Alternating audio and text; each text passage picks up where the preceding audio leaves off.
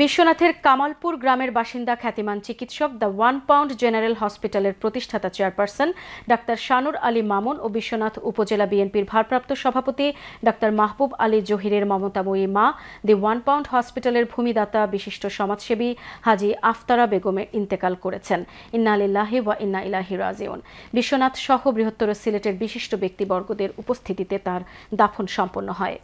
বার্ধক্যজনিত কারণে নানা রোগে আক্রান্ত হয়ে হাজি আফতারা বেগম গত শনিবার দুপুর 2টায় সিলেটের আখালিয়াস্থ মাউন্ট এডোরা হাসপাতালে চিকিৎসাধীন অবস্থায় ইন্তেকাল করেন। ইন্না লিল্লাহি ওয়া ইন্না ইলাইহি রাজিউন।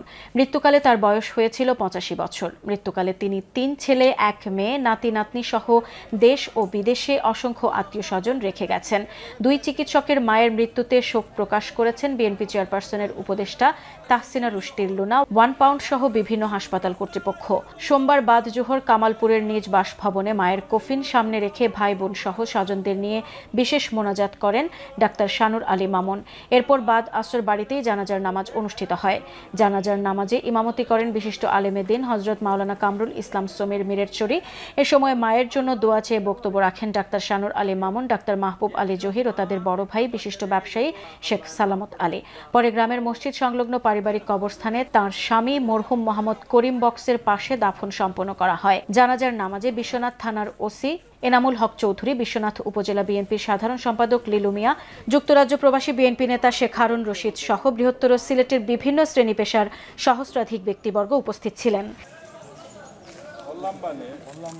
আজকের জানাজাতে সর্বস্তরের মানুষের আগমন এবং দোয়া প্রমাণ করে যে উনি আসলেই ভাগ্যবান এবং আল্লাহ রাব্বুল আলামিন যাতে এই পরকালে যাতে উনার জীবনকে কবর হাসর এই জীবনকে যাতে সহজ করে দেন এবং যাতে জান্নাতুল ফেরদাউসের উচ্চ মাকাম দান করে এই আবেদনটুকু আল্লাহর দরবারে। আত্মীয়স্বজন বন্ধু বান্ধব দেশে বিদেশে যারা উদ্ভাবন দিয়েছেন সবার প্রতি আন্তরিক কৃতজ্ঞতা রইল। খুব গুণী মানুষ, আমাদেরকে সবসময় হাসি উল্লাস দিয়ে রাখতেন। ওনার মৃত্যুতে আমরা শোক প্রকাশ করছি মর্মাহত।